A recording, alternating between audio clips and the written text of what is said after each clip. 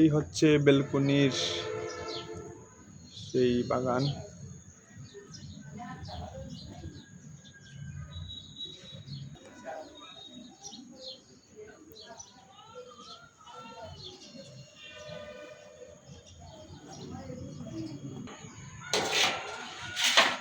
অনেক সুন্দর সবজিটা, পুঁই শাক,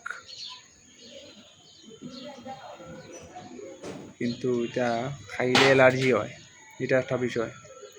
যারা অ্যালার্জি বেশি তারা খাওয়া নিষেধ। আর বিশেষ করে আমার অ্যালার্জি নাই, আমার খাইলেও প্রবলেম হয় না। ওই যে পুঁই শাকর ছোটো ছোটো গাছ, এগুলো বড়ই যাব আস্তে আস্তে। ওই যে ধনিয়ার পাতা, গাছ বড় হয়ে গেছে, বয়স হয়ে গেছে গাছের। কাঁচামরিচের গাছ, কাঁচামরিচ আছে গাছও কম আর কি। ও একটা দেখা যায় কাঁচামরিচ।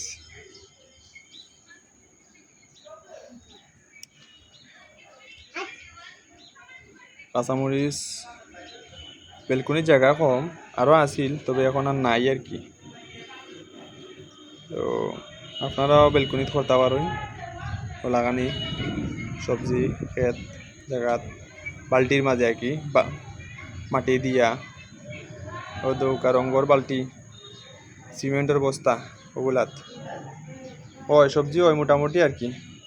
নাই মামু থেকে খানা মামু ও ইশারাটা পুঁইশাক গাছ বড়, এটা খাওয়ার যোগ্য হয়ে গেছে, খাওয়াই যাব।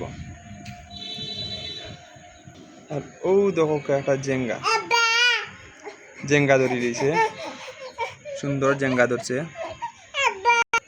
দিছে জেঙ্গা গাছ, সুন্দর হয়েছে মাশাল্লাহ। যারা দেখবা মাশাল্লাহ কইবা।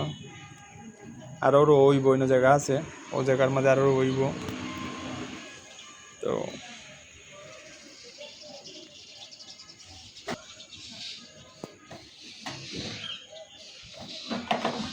পাশাপাশি একটা ক্ষেত খর হয়েছে, ও দৌকা সবজি বাগান। একজন চাচাই করেন, তাই খামানো প্রতিদিন কাম করেন, যত্ন করেন। খুব সুন্দর সবজি, ও দৌকা খুব সুন্দর সবজি বাগান, চাঙ্গারি খুব সুন্দর করে দিছেন। তো তাই নইন ধরে তাই বেশ হইন। তো সুন্দর জায়গা এটা, সুন্দর বাগান হয়েছে। ও দূরে দেখা যায় আর একটা চাঙ্গারি, টোটাল 3টা চাঙ্গারি আছে এখানে আমাদের,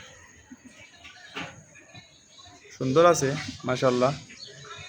জেঙ্গার লগে আছে, ফল গাছও আছে।